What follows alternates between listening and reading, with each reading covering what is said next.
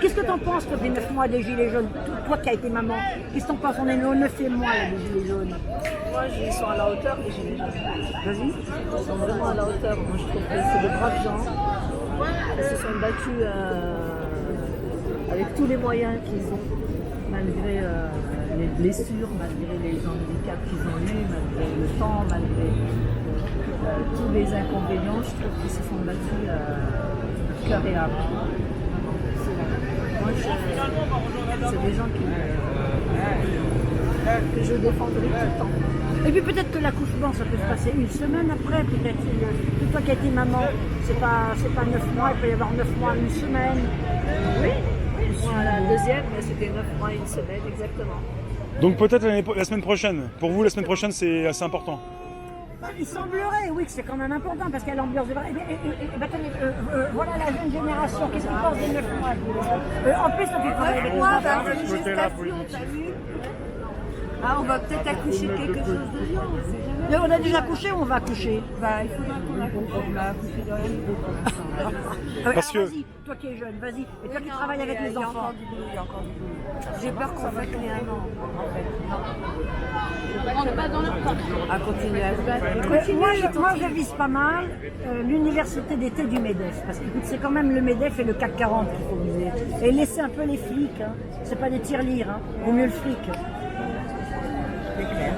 T'es bien d'accord? Ou alors s'intéresser à l'économie. Produire différemment, consommer différemment, Surtout redistribuer consommer les richesses. différemment, mais qu'on boycotte.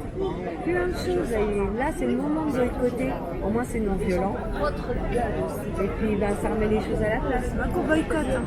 Alors, dans le cortège Gilets jaunes, j'ai découvert Bernard Friot, F-R-I-O-T, Réseau Salariat, Salaire à vie, qui n'est pas le revenu universel. Le revenu universel, c'est un cadeau encore plus empoisonné que le RSA.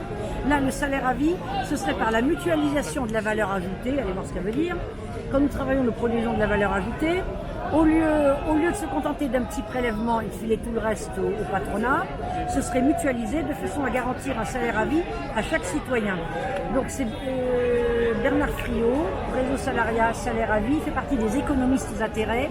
Il a des points communs et des oppositions avec Frédéric Lordon.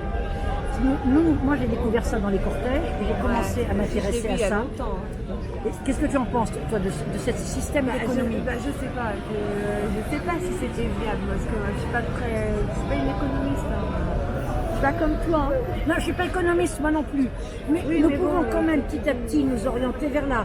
En ce qui concerne la taxation de la valeur ajoutée, depuis 1967, les organisations de travailleurs ne sont plus consultées pour la taxation de la valeur ajoutée. J'ai découvert ça avec horreur. J'ai découvert ça dans les cortèges Gilets jaunes. Et depuis 1995, le taux de taxation, le pourcentage de taxation est figé. C'est comme c'est pour ça que l'État, qui n'a plus d'argent, est obligé de faire des taxes. Il est obligé de mettre des taxes qui en fait sont très compliquées. Alors que s'il pouvait augmenter le taux de taxation de la valeur ajoutée, ça irait mieux. Bon, j'entends déjà les hurlements. On va me dire que je reviens à certaines années du XXe siècle. Ben oui. Et donc, ce serait personnellement, c'est mon côté ultra jaune, ultra tout ce que vous voudrez, c'est mon côté extrémiste. J'ai l'impression qu'en 10 jours, on pourrait remédier à la détresse de nos compatriotes. On ne va pas l'énumérer, mais c'est la détresse qui a produit les Gilets jaunes. Il suffirait de faire un coup d'État économique. L'État s'empare de la valeur ajoutée. Ceux qui ne sont pas contents, ce sera Dassault, Pinot, Arnaud, la forteresse de Vincennes pour réfléchir. Il ne faut pas leur faire du mal. Il faut garder le capital invisible, leur cerveau, qui peut tourner à nous. Confiscation de la valeur ajoutée. J'ai bien dit confiscation. Et s'ils sont vraiment mécontents, on s'occupe de leur évasion fiscale, de leur optimisation fiscale. Bon, Madame Angela Merkel, qui truande bien les bilans avec les mini-jobs. Chez nous, c'est l'économie sociale et solidaire qui remplace les mini-jobs allemands. C'est-à-dire que les entreprises vont encaisser des subventions, encaissent déjà des subventions pour nous embaucher au rabais. Ce qui est incompatible avec le libéralisme dont se réclame Macron. L'économie sociale et solidaire que prône Macron et son patron Borrell et Jean-Marc, ça implique un certain dirigisme. Au lieu de marier ce dirigisme, je ne dis pas son nom, avec un libéralisme qui n'en est pas un puisqu'il garde des subventions aux entreprises, autant être carrément autoritaire, puisque la Constitution de la Ve République pour l'instant le permet. Donc Macron pourrait donner l'exemple, être imité en cela par Angela Merkel, Et à ce moment-là, ce serait une manière de faire une Europe humaine au service des citoyens. Et au niveau des citoyens, cette mutualisation de la valeur ajoutée donne envie à chacun de s'impliquer, de produire de la valeur ajoutée, chacun à sa manière. Ça évite le désœuvrement, la dépression, le désespoir. Alors on me dit que c'est utopique. Et mettre fin à la monarchie de droit divin, c'était utopique aussi. Là, nous restons l'excommunication, le bûcher, les foudres du Seigneur. Bon, en 3 jours, 72 heures top chrono, nous avons mis fin à des absurdités qui perduraient depuis des siècles. Pourquoi ne pas mettre fin à des absurdités économiques? Et à la limite, Dassault, Pinot, Arnaud, peut-être ils s'en trouveraient bien, ils seraient plus heureux, ils ne seraient pas obligés de vivre entourés de gardes du corps dont ils peuvent redouter le pire. Et donc c'est une idée qui m'est venue petit à petit au fur et à mesure des cortèges gilets jaunes, puisque j'y réfléchis en rencontrant des militants, en lisant des tracts. Réseau Salariat à la Bourse du Travail, tous les mois, va faire un séminaire. Un bouquin est sorti, je crois, au Seuil, Libérer le travail, pourquoi la gauche ne le veut pas et pourquoi c'est urgent de le faire. Bon, je cite ça de mémoire. Moi, là, je ne roule pour personne. J'ai toujours été indépendante et je serai toujours indépendante, mais c'est peut-être ça l'aboutissement des 9 mois de Gilets jaunes, mettre la main à la pâte, nous-mêmes reprendre l'économie en main. Et reprendre également l'administration en main. Bon, je vais parler de mon cas et du cas de beaucoup de personnes que je suis à la rue en ce moment, que je suis en hébergement d'urgence.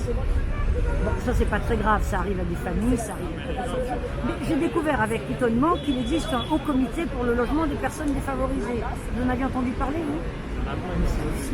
C'était à l'instigation de l'abbé Pierre et de Pierre Bégovoy, vous voyez ça remonte un moment, toute une liste de personnalités nommées par le président de la République, et ce haut comité pour le logement des personnes défavorisées dispose d'une cellule de veille expulsion. Mais on avait dit, mais que furtive, bon, pour une modeste personne, c'est pas bien grave, mais ce père de famille qui est mort en laissant 4 orphelins, la famille était en difficulté depuis 1 an. Que firent les services sociaux? Que fait la fonction publique? Que fit ce haut comité? Donc il y a toutes sortes de choses avec lesquelles nous devons entrer en contact de façon à ce que ce forme pour les citoyens. Tiens, qu'est-ce que tu en penses, toi, des 9 mois des Gilets jaunes?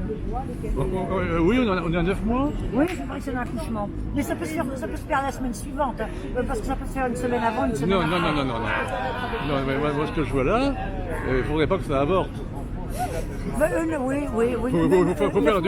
Faut faire durer. Ah oui, mais il faut quand même que le gamin sorte. 9 mois, il est formé, il a envie de sortir. Non, il sortira jamais. Ah bon, mais alors, il va falloir faire une césarienne. Il sortira jamais. Il va étouffer sa mère. Il sortira jamais, il n'y a rien à faire. Ah bon? C'est le pays le plus riche. C'est la première civilisation.